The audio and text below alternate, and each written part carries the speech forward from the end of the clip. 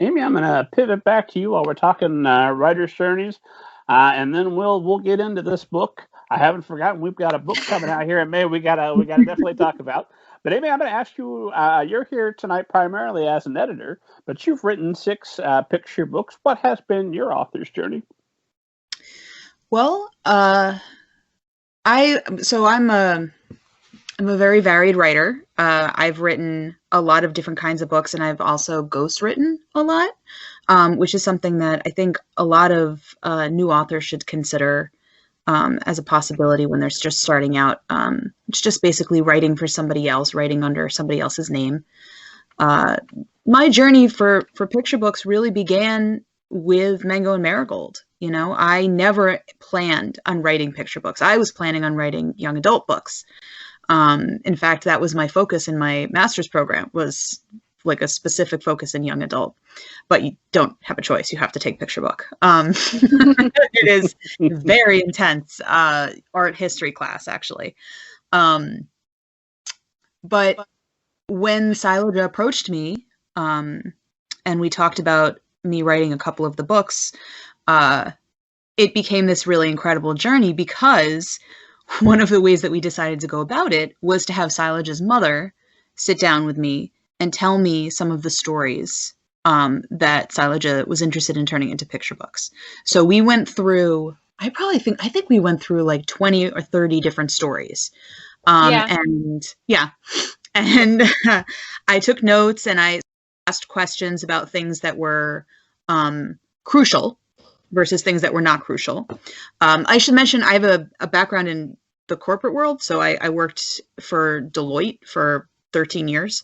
And so I had a background in sort of how to pull things out towards a goal, right? So like we have a goal here, and the goal is to create a book. So let's think about what we need to do to get to that book. And Sailaja's mother was amazing and told these incredible stories. And we settled on Hanuman and the Orange Sun as the first book, because I thought it would have that great kind of action element. And I thought that kids would really like that. But we did go back and forth a little bit. Sailaja can speak to that as well, because there were some things in the older stories that really don't work for children's books. And it's so like the child getting like shot. Yeah. And then there being no recovery. And you're like, we can't. I was like, I can't do that as a picture book. Well, we had a whole conversation about arrows, like people being shot with arrows. And Sailaja's mom would be like, but they're evil, so it's okay. And we were like, what? We were like, maybe not. That's and then they bled out. Sleep tight, kid. Good night. I know. I was like, this is a bedtime story, Emma. And she'd be like, it's fine. It's not a big deal. You grew up listening to it. I was like, and I have trouble falling asleep still. Like, we can't do that, Mom. We can't do that. So we did wind up going with Hanuman, which was a really wonderful experience writing that book. And we pulled in one of the biggest illustrators that we've had in Mango and Marigold as well.